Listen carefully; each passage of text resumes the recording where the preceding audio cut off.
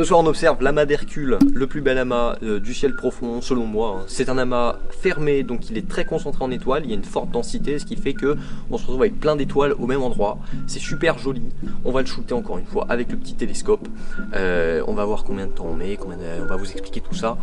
Quoi qu'il en soit, bon visionnage. Alors avant de commencer les prises de vue, on va devoir faire la mise en station du télescope, c'est-à-dire qu'on va axer notre monture équatoriale sur celui de l'étoile polaire pour pouvoir faire des temps de pause longs. Pour plus de détails, je vous invite à regarder la vidéo sur la galaxie du tourbillon où je prends 1 minute pour vous l'expliquer. Alors là, on lance le moteur.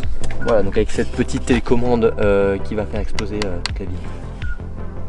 C'est pas le moteur ça. Ça c'est, je fais exploser Paris avec ça. Ah ouais. Voilà. Regardez Regarde. la machine. Hop et là, bah, plus de Paris, voilà. Alors où est-ce qu'il se trouve cet amas d'Hercule ?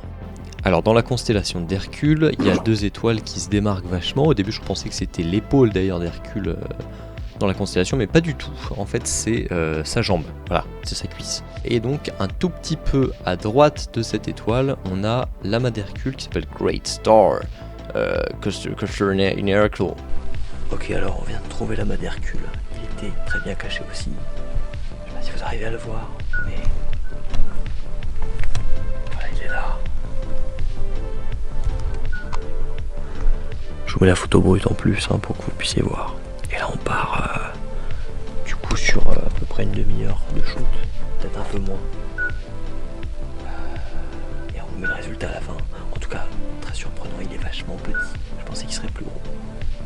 Mais voilà, c'est très bon, c'est une attente et surprise.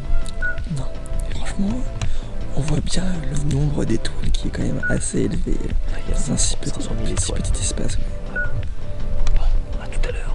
Alors pour un rappel très simple, toutes les étoiles que vous voyez le soir chez vous avec des jumelles ou avec un télescope, eh bien ce sont des étoiles qui sont dans notre voie lactée, d'accord? Vous ne pouvez pas voir des étoiles d'une autre galaxie. Ça peut paraître très con, mais il y a beaucoup de gens qui pensent ça et c'est normal, hein. On peut imaginer que les nébuleuses c'est dans d'autres galaxies, mais non. Nébuleuse d'Orion, nébuleuse du Crabe, les amas d'étoiles, bah, tout ça c'est dans notre galaxie. Donc cet amas d'étoiles il compte à peu près 500 000 étoiles pour un diamètre de 150 années-lumière. Donc d'un bout à l'autre, encore une fois, 150 années-lumière. Cet amas d'étoiles il est vieux, il a à peu près 12 milliards d'années. Et ce qui fait qu'il y a beaucoup d'étoiles. En fait on est sur un cas d'amas globulaire, c'est-à-dire qu'on n'est pas des étoiles éparpillées qui créent un amas d'étoiles un peu nébuleux dans le ciel. Non, tout est englobé, ça crée un amas d'étoiles très dense. Et en fait cette densité elle attire encore plein d'étoiles. Et ça donne cette impression d'un amas d'étoiles, vous savez, très comprimé, qui pourrait limite être encerclé. On a l'impression que ça a été posé là comme ça.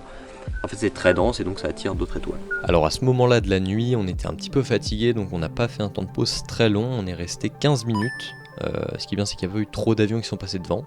Je vous mets une image, quand il y a un avion qui passe devant, c'est vraiment immonde. Et donc on a fait 15 minutes de temps de pause et je vous montre le résultat tout de suite.